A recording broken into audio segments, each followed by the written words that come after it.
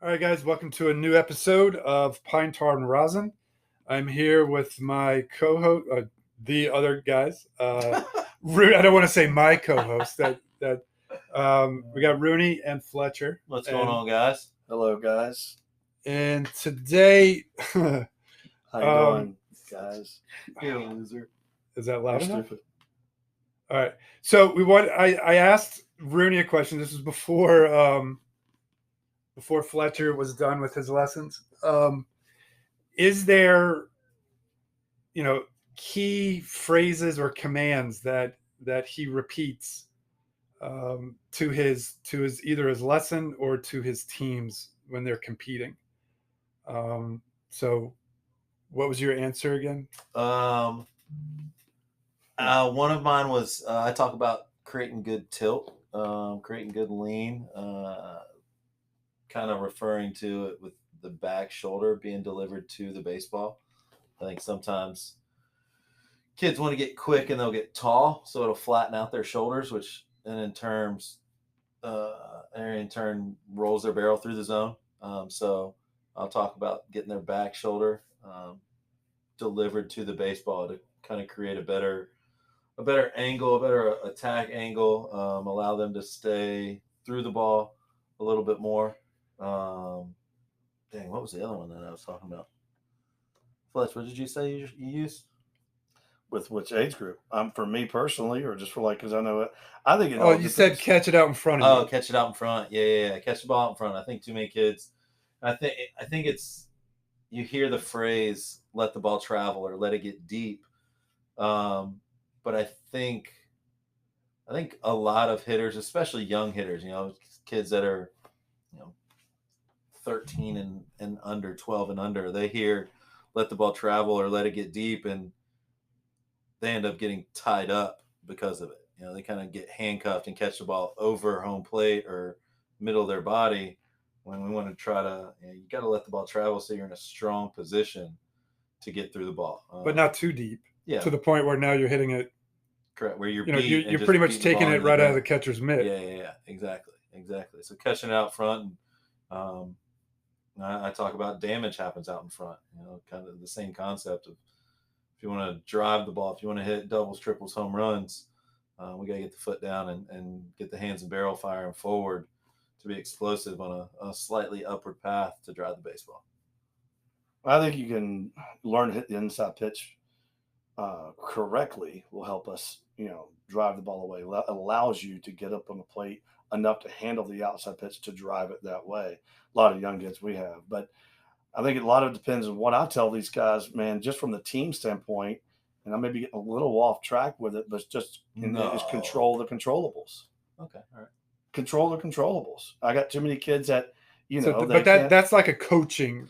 It is, but it's I mean, still with it's mechanics. Not an instructor. It's still with the mechanics. It's like, it's like pitching and hitting. I can be really aggressive and swing with 100% under control. If my mechanics drop and they fly all over the place because I'm over swinging and I'm out of control, I don't have controlled aggression, then my swing's terrible. Right. Same thing with pitching. If I max effort, hot head flies, and it's just all over the place with my mechanics, but I'm throwing as hard as I can, that didn't do you any good either. I can swing as hard as I can, and I can throw as hard as I can with the right good mechanics, with controlled aggression, by controlling the controllables. If I can control my body and to be able to do that, control my mind and mentally stay locked in with my mechanics, mentally, and then it carries over to the game. Mentally stay focused with, hustle, mentally stay focused on how many outs there are, mentally stay focused on, understanding where to go with the ball when it's hit to me, not worrying about the umpire making a bad call, controlling myself on a bat, knowing it was a bad hop and whatever. I can't control those things. I think that all kind of ties together. That's why I use that. That's phrase. Everything. Yeah, I mean, that seems like every aspect of the game. I had a lesson. I literally had that conversation with a kid in a lesson today. He was going through things and trying to make some adjustments that felt uncomfortable. And you could see him getting frustrated. Body language started to kind of go out the window, and shoulder slouch, your head goes flying back, and you can tell he's upset. And it's, I tried to tell him it's one, in my opinion, hitting's the hardest thing to do in sports. But two, and At what age? more difficult than pitching. At what age, though? Hold All on. ages. Hold We've had on. this All ages. conversation. Let's start the poll. How old Um, was this kid? he Your lesson? was 12. All right. He was 12. Good So ball it's good. player, swings it well. That's when it starts leveling out. But no, that's So when where it hitting starts to be as hard as pitching. Okay. Go ahead. Sorry. But no, he was struggling with some things and couldn't kind of grasp it, and let the result affect him a lot more than paying attention to the process of the swing. I think a lot of times in the lessons, especially when you're hitting on the hit tracks, kids get so caught up in the result. Like we'll get kids of all ages, they'll barrel the ball up and it feels good, and you can tell their reaction immediately is that ball felt good. And they don't know what they just did to get it, though. Not even that, but they'll look up at the screen and see an exit velocity that isn't satisfactory to them, and it's like, oh well, that sucked. And it's like, right. I tell them all the time, the first time I knew how hard I hit a ball was when we got the hit tracks in the facility here. That's the first time I knew how hard I hit a ball. If I barreled a ball and it felt good off the bat, that's all I needed. I felt like, to me, that tells you a lot more than, oh, well, this exit velocity. Like, these kids in a high school game, they're not going to know how hard they hit a ball. They can barrel a ball up and hit a double in the left center field, and it's in their mind, it's like, yeah, I hit that ball 94. Like, well, you hit that ball 82. You just created a It's good like path. pitching. It's like pitching. I'm throwing 80 miles an hour, but everybody else I'm facing, that the pitchers that I'm facing against or playing against is throwing 70. So it feels like I'm throwing 90. I mean, Buzz, yeah, right. I was topping out. I don't know, around 90. That's what everybody said I was. No, the guy you're facing was throwing 70, so it looks like it. You were actually 80. I mean, so it doesn't matter. You're still throwing well. You're still, you can tell when you're throwing it well or hitting it well, same way. But Yeah. I think that's important for kids to understand. It's not always like, I don't know. But at a certain age, it is all about that. And you guys know more what pitching, I mean. More pitching than hitting. Yeah, I agree with that. I mean, don't get me wrong. To play at certain levels, you have to be able, pitching wise, to be you have noticed, to be able to throw to turn hard. somebody's head during an event. I mean, and again, I think it pitching depends. wise. I think pitching wise. Yeah. I think pitching wise, yes, and I think running wise, yeah. Like if you now, I feel like it used to be you run a sub-7 and you're moving pretty good. I feel like a lot of kids nowadays run sub-7s. Now to turn somebody's head running a 60, you got to run like a 6'3", 6'4", maybe 6'5". And people are like, wow. 6'3's floating. But... Floating. Yeah, but you got to get on base. Right. But exactly. It does turn heads, same as a pitcher absolutely. throwing in a bullpen. Yeah, absolutely. You still have to throw strikes. You still have to get ahead to throw your secondary. Yeah, absolutely. But I think, especially hitting-wise, I think getting overly caught up in exit velocity, you can get a big donkey high schooler in here that can put a ball on the tee and absolutely mash something. Yeah, but then when a ball's coming... But then when you get somebody on the mound pitching... Right. Or even just front toss, or here's what one of us throwing BP. If we're talking exit velocities, here's what I like to see from the hit tracks and what I've found out. And this is why I think it's important for us to train all this stuff with these guys. Because there's kids that have good bat speed but aren't very strong. Yeah. And what I mean by that is you'll get a kid. I've had kids that come in here, high schoolers, 85 off the tee. And I'll throw live to them, and it's 87. 86, 80, not much different. Not much of a jump. Then I get a guy who's stronger off the tee. The bat speed really isn't much better. He's 85 off the tee, 94, 95 when I throw live to him, because the barrel does not slow down at the point of contact. He's using your velocity against you. Right. So so learning to train to have quickness and explosiveness along with being strong. Can I be strong and quick and explosive? You know what I mean? Those are what I think a lot of these people are in, even at the other facility right now, what they're trying to incorporate with what we're doing just from the mechanics. Again, I also believe, just now having these 8 and 9-year-olds, because I've dealt with more of the high schools guys for years, that these guys, if they're a little bit athletic, which, we're getting some pretty athletic kids come in here, and a lot of them aren't as, coordinated, but they're You talk about the capable. younger ones, Yeah, right? the younger 7 ones. and 8. Yeah, they're capable of doing a lot of things. Like some of the stuff that might seem like whatever, a ground ball. You know, a lot of guys are teaching, whether it be right ball, whatever, for the 8, 9-year-olds, just charge it a couple steps, squat down, catch it, alligator, you know, two-handed catch with a alligator mouth, set your feet and throw it.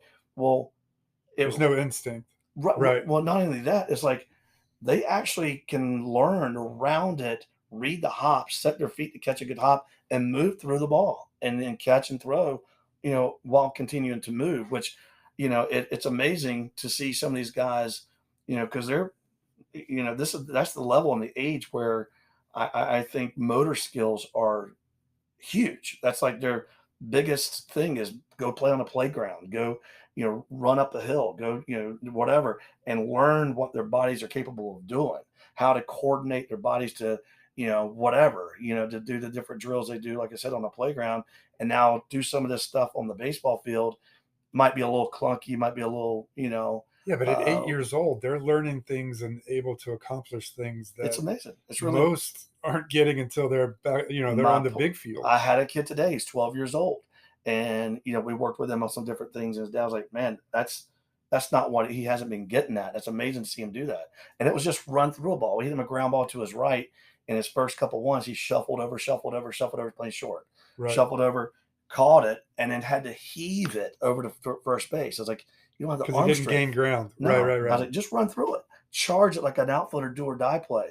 It's a routine ground ball. I get it, but cut that distance down. Be athletic to catch it on a run, throw on a run. I'm like, dude, that is way better. And he's like, that actually was easier. I was like, because you're moving through the ball. Right. But anyway, I guess what I'm saying is, I think it's necessary. And it depends again on if a kid just is not very coordinated, because we get some of those as well. And you gotta pick and choose some of these guys, but that are able to do some of this stuff. But find out first. Let's find out what they're capable of doing, and then okay, can we go went a back. little too far. Go Yeah, back. we That's can go right. back We if can we go need to. back if we need to. So that's why I think you know it's Or you're an outfielder, you know, or you know, I mean, it's the same. well, okay. So to that point, today I had a 16-year-old outfielder. Yeah. Did I not?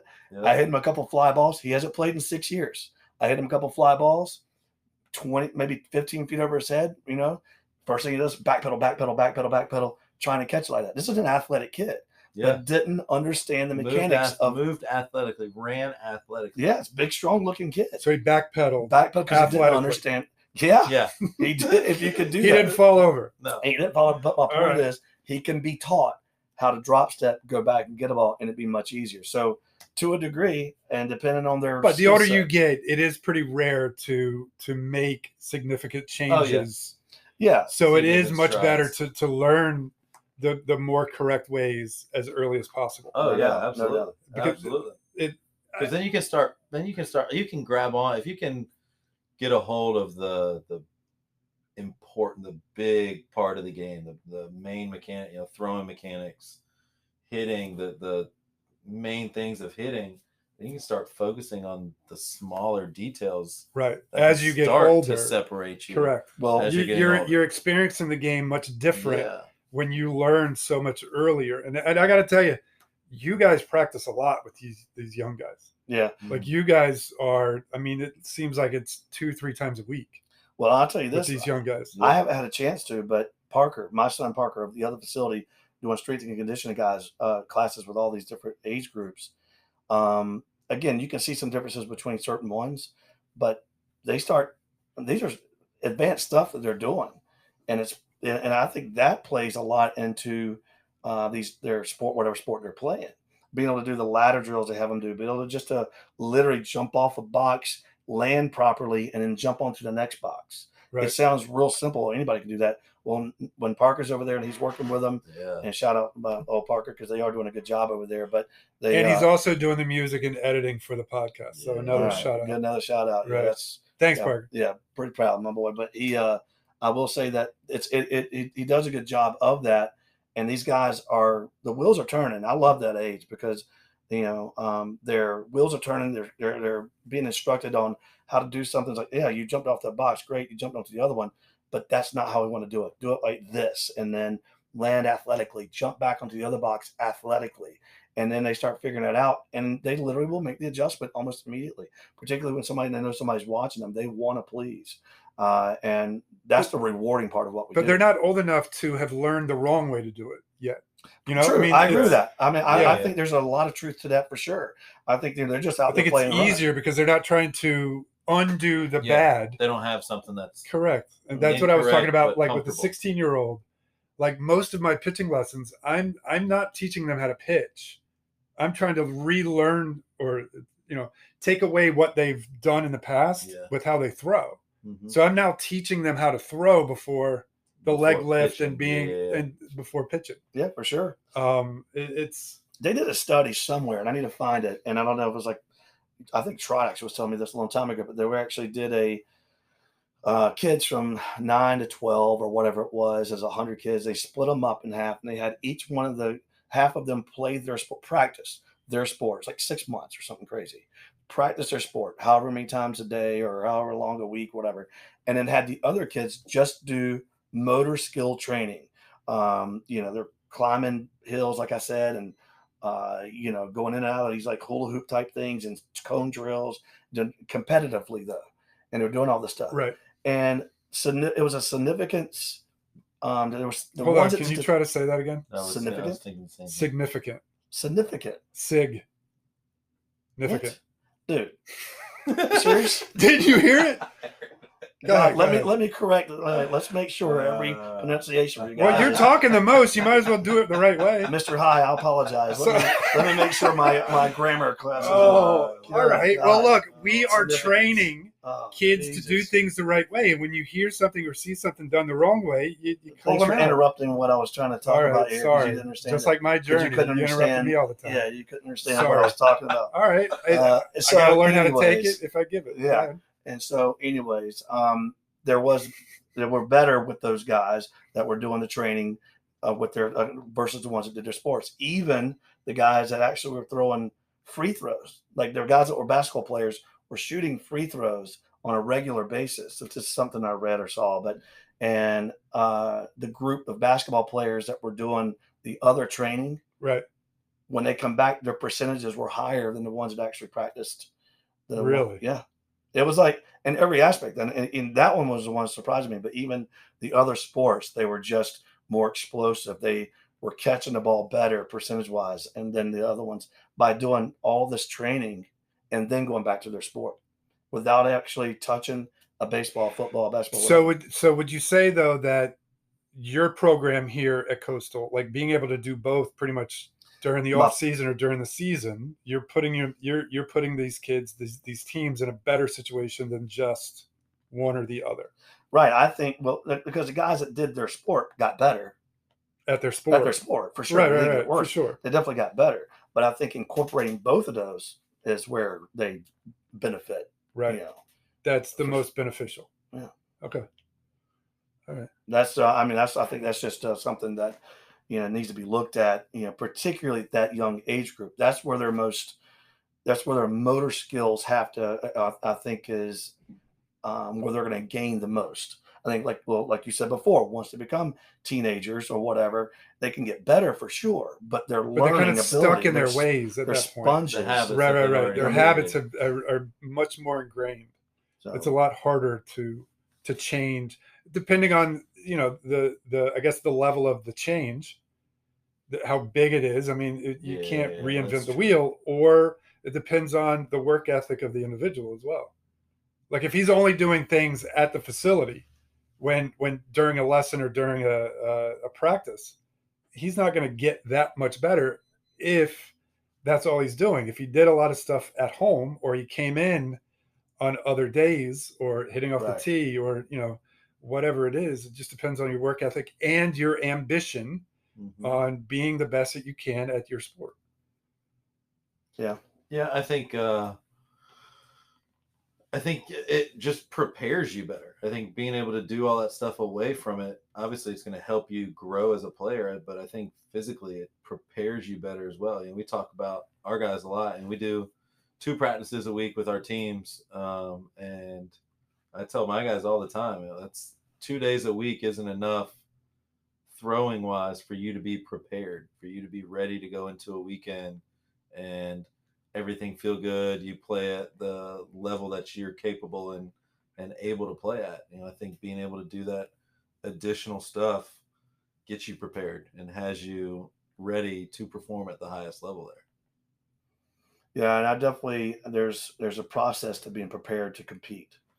I think that's at every level. Obviously, the higher you go, the more you figure out what your preparation needs to be.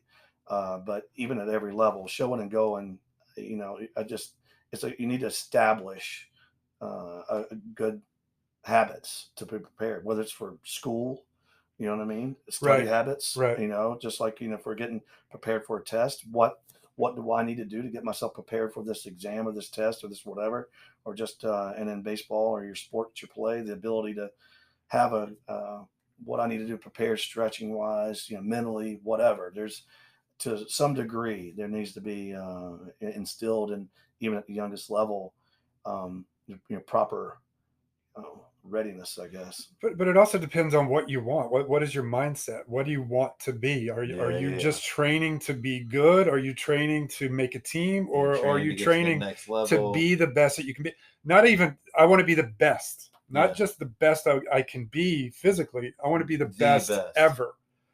And those guys are relentless. I mean, I don't know if you guys watched the what was that, the show with Michael Jordan?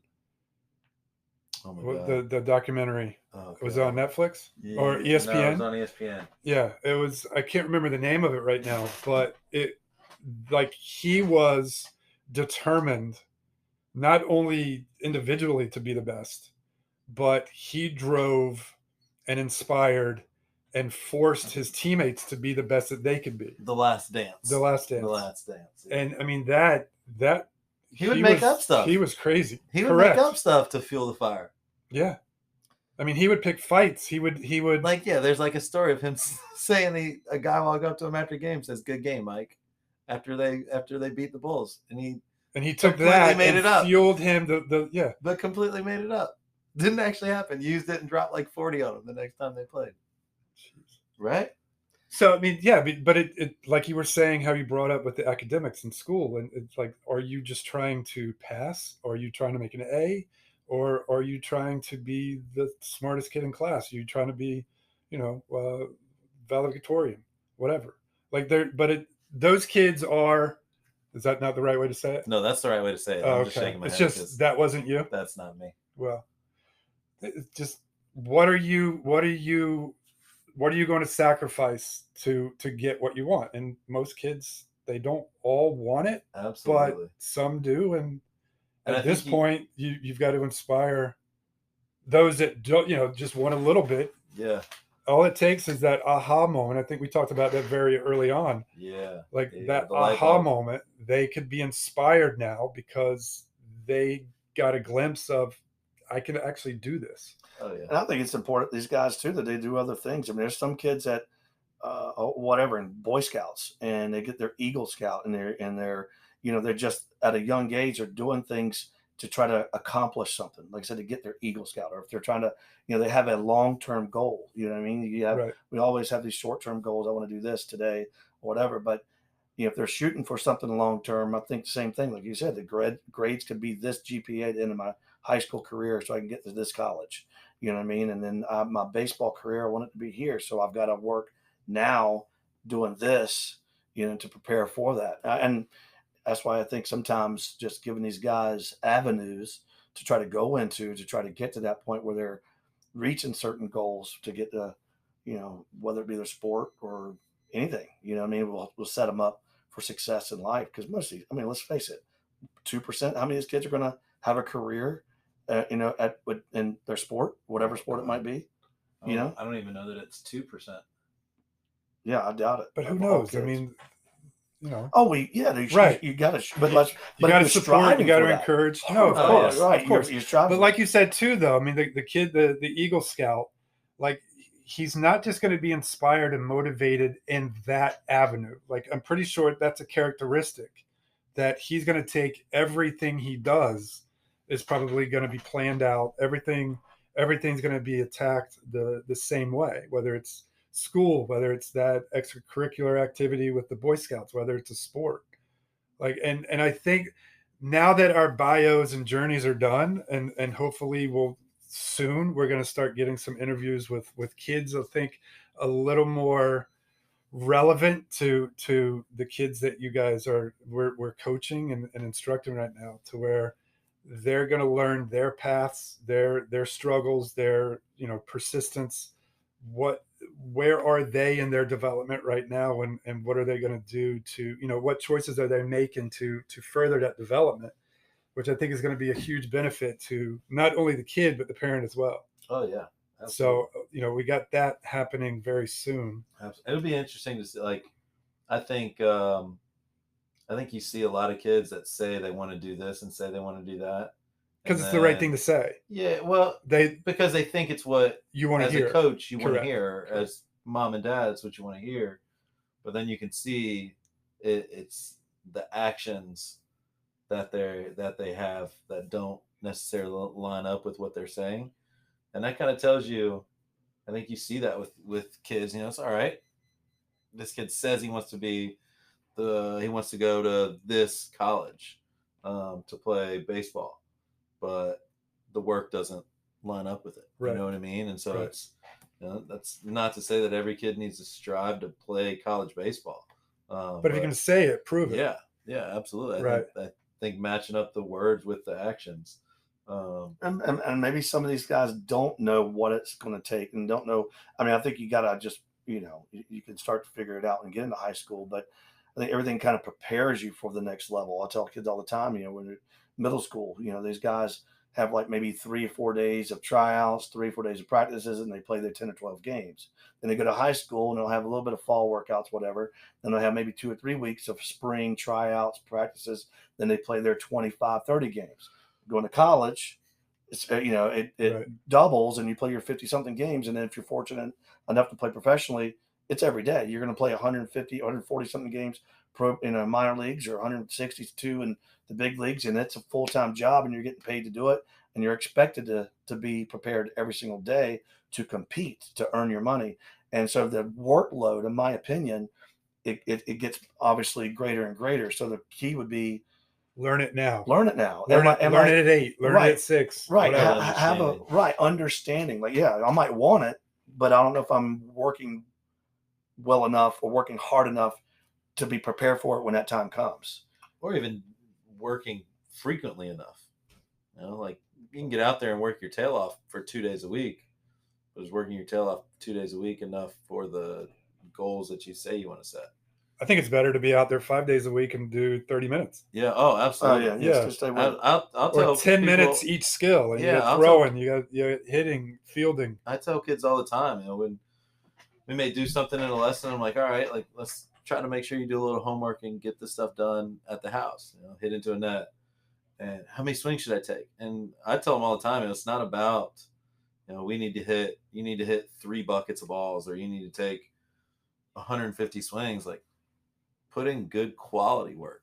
If it's hitting a bucket, if it's, you get out there. I've had days when I was playing where I'd go into the cage working on something, and if I felt great after 20, 30 swings, I'm gone. I'm out. Which I think is kind of funny, because how many swings, what's the average number of swings you had during a game? 3 or 4 at-bats. Oh, God. Maybe 2 an at-bat, if you're lucky. Yeah. 6-8 swings for me, usually. Per game. Fouling guys off. Yeah. Well, I'm all swinging and missing, No, I don't, yeah, probably. Just, a couple. But if you're hitting a full bucket of 45, like, do you really put value in that many swings? Because you know what I mean? Like, I think it's being able to have it's quantity instead of movement. quality. Yeah, but if I'm hitting that well, I'm movement, so you're ready. You're moving to something else, correct? I mean, if you're hitting well after 10. Yeah, if I take 10 swings off the tee and I'm like, right, now I need a ball coming out. All right, yeah. I don't know. If I'm feeling good about it, I'm having fun. I'm probably going to keep hacking for a while. That's true. But you want to see how that translates now with the ball coming at you. Yeah. Oh, yeah, right? yeah. Create a little more time. Tee to front toss, and then get your BP going for the game. Yeah, absolutely. Right. I think so. So my initial question, we kind of got way off track, but actually, baseball. I think minds. would be very beneficial regardless. Right. Yeah, absolutely. All right. So, all right, guys, we will see you next week. Have a good one. Appreciate it, Yeah. guys.